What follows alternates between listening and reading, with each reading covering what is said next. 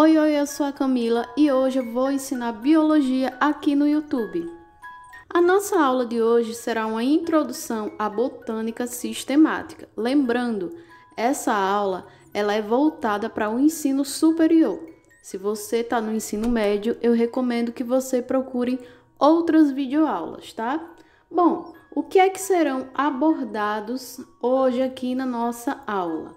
A importância das plantas para a atualidade, a cegueira botânica, o que é a sistemática e a nomenclatura básica das plantas. Então, vamos lá. Afinal, por que estudar plantas? Bom, gente, o primeiro motivo é que as plantas elas são super importantes para a manutenção do meio ambiente. Além disso, elas servem de habitats para outros seres vivos.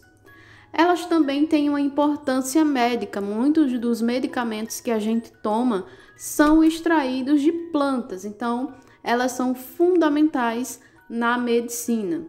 Além disso, as plantas também são seres vivos complexos. Muitas pessoas enxergam as plantas como se fossem algo lá imóvel, que às vezes servem somente para decoração. Mas as plantas, elas são seres vivos que desempenham várias funções importantes, possuem seu metabolismo, suas relações fisiológicas. Então, é muito importante a gente estudar, sim, esse grupo de seres vivos. Bom, mas afinal, você sabe o que é a cegueira botânica? Você já ouviu falar em cegueira botânica? Bom, gente, é muito comum que ao serem questionadas sobre o que são seres vivos, as pessoas citem exemplos como animais, bactérias, protozoários e acabam excluindo as plantas.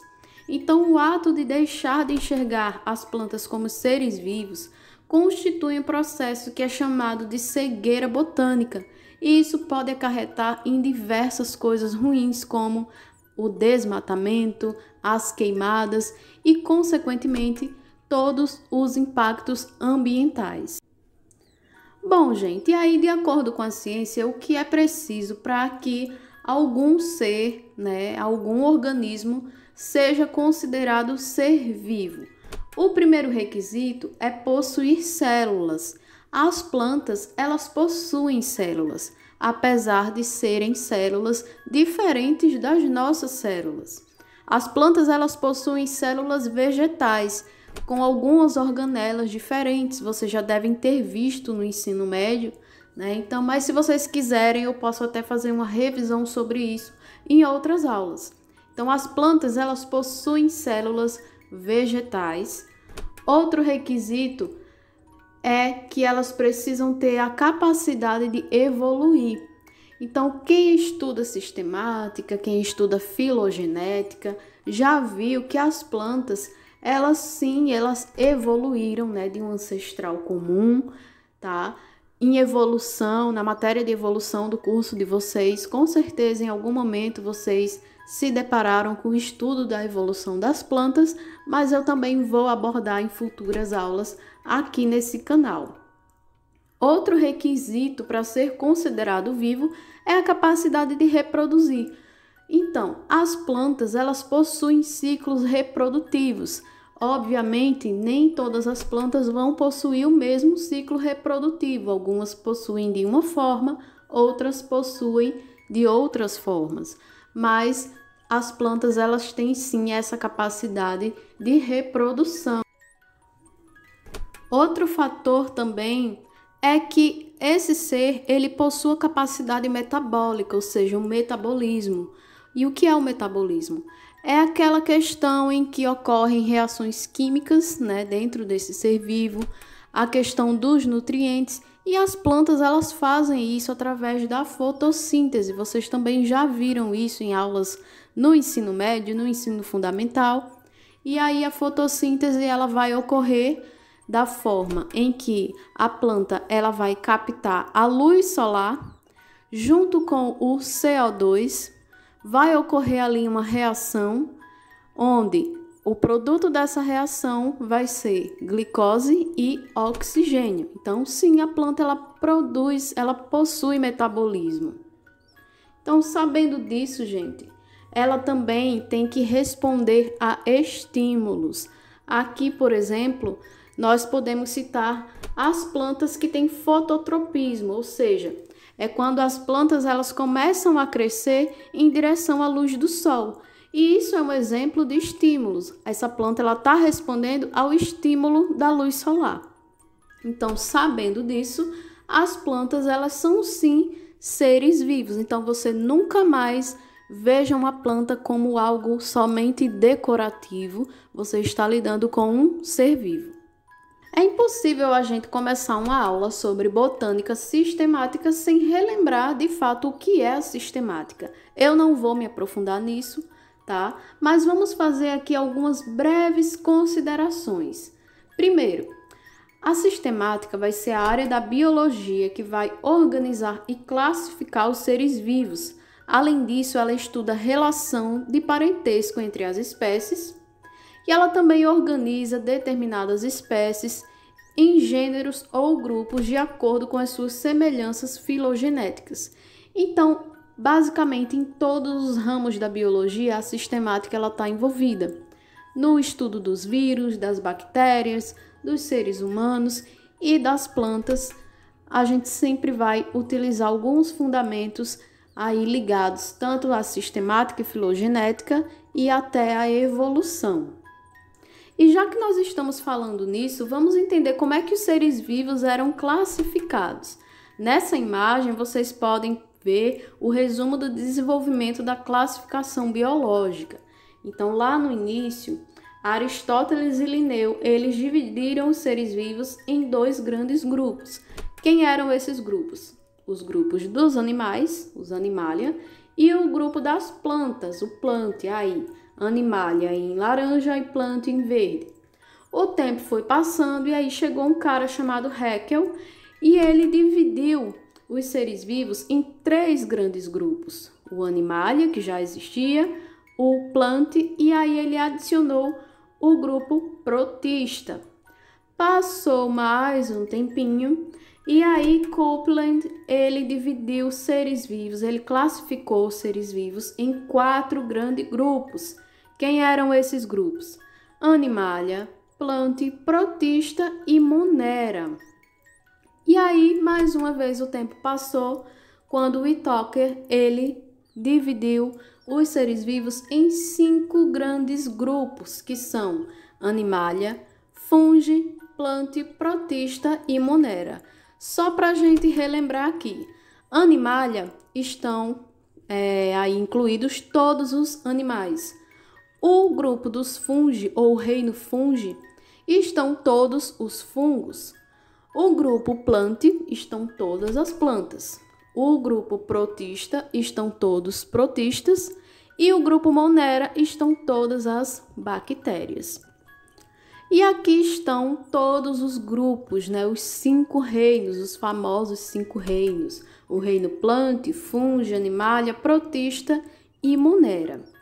Mas, pessoal, a ciência ela não é uma verdade absoluta. Diversos conceitos podem mudar. Algo que era considerado como uma verdade absoluta antigamente, hoje em dia pode ser totalmente diferente. E com relação à ciência e à biologia, não foi diferente. Essa pesquisadora chamada Sandra Baldorf, ela propôs que a classificação dos seres vivos, né, dos eucariontes, fossem distribuídas em 8 reinos. Então, ela fez isso sempre baseando-se na análise filogenética. E após muito estudo, ela chegou nisso aqui. Então, tem 8 reinos aí, tá? Todos eucariontes. Os seres procariontes, eles foram excluídos desse estudo da Sandra. Então, ela só analisou os eucariontes. E aí, as plantas, elas estão inseridas no grupo Arqueplastida, que tem aí a setinha vermelha. E é esse grupo que nós vamos estudar.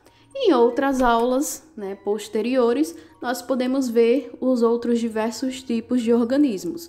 Mas o estudo da botânica sempre vai se basear nesse grupo aí, no grupo Arqueplastida. Outra coisa que a gente precisa relembrar é sobre a nomenclatura dos seres vivos. Até porque quando a gente vai estudar botânica, eventualmente nós vamos nos deparar com nomes de espécies vegetais. Bom, Calvin Linné foi um cara que propôs o sistema binominal das espécies, tá?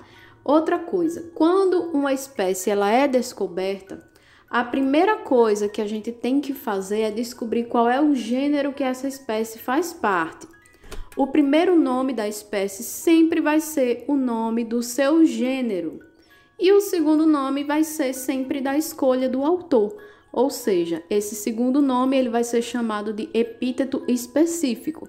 Então, o autor ele vai ter autonomia para escolher o nome que ele quiser. Pode ser uma homenagem ao local que a espécie foi descoberta, alguma semelhança, né, muito marcante da espécie. E aí o autor escolhe e esse vai ser o seu epíteto específico. Outras regras sobre a nomenclatura das espécies. O nome do gênero sempre vai ser iniciado com a letra maiúscula. Já o nome do epíteto específico sempre vai começar com a letra minúscula. Além disso, os nomes devem ser escritos em latim. Latim, pessoal, por quê? Quando Calvin Linné ele começou, né, esse sistema binomial das espécies, o latim ele era considerado a língua universal. Então, o mundo inteiro praticamente conhecia a língua, né? Conhecia o latim. Hoje em dia a gente sabe que não é assim, mas por tradição, até hoje os nomes das espécies eles têm que ser latinizados. Além disso, os nomes eles devem ser ou sublinhados ou escritos em itálico. Vamos ver agora alguns exemplos, começando aqui pelo milho. O nome popular, né, dessa espécie vai ser milho, mas o nome científico é Zea mais. Então vamos lá. Zea sempre vai ser o gênero. Isso significa que o milho ele faz parte do gênero Zea. E mais significa que foi o epíteto específico, foi o nome que o autor, né, ele quis colocar ali nessa espécie. Outro exemplo aqui, ainda com relação ao milho, né? Então, vocês já sabem que Zé é o primeiro nome escrito com letra maiúscula, ele se refere ao gênero, mas vai ser o epíteto específico, ele sempre vai ser iniciado com a letra minúscula e, além disso, esse nome dessa espécie ou ele vai estar sublinhado ou em itálico. Outro exemplo aqui, que aqui, né, na minha região, a gente chama de macaxeira, mas dependendo de onde você está assistindo esse vídeo, você pode chamar de mandioca. O que é que acontece aqui? O nome popular dessa espécie é macaxeira mandioca, mas o nome científico é Manihot esculenta. Então, Manihot significa o gênero dessa espécie. Significa que a macaxeira, a mandioca, ela faz parte do gênero Manihot. Esculenta foi o epíteto específico escolhido pelo autor, tá? Além disso, ela sempre deve ser escrita ou itálico ou sublinhado. Nome do gênero sempre começa com letra maiúscula, epíteto específico sempre começa com letra minúscula. E aqui o nosso último exemplo, que é o girassol, conhecido popularmente por girassol, mas o seu nome científico é Elianthus annus. Então, o que é que acontece aqui? Elianthus vai ser o nome do gênero, então o girassol ele faz parte do gênero Elianthus. E aqui o annus significa o epíteto específico, foi o que o autor quis colocar, tá? Mais uma vez, o nome da espécie ele tem que ser escrito itálico ou sublinhado. Nome do gênero sempre iniciando com letra maiúscula, epíteto específico com letra minúscula. Bom, gente, por hoje é só. Eu agradeço a você que chegou até aqui. Se você quiser me seguir nas redes sociais para mandar sugestões de vídeos ou como eu posso melhorar, né, as minhas aulas, é só vocês entrarem em contato ou escrever aqui nos comentários. Se você gostou, deixa o seu like e se inscreve no vídeo. Beijos!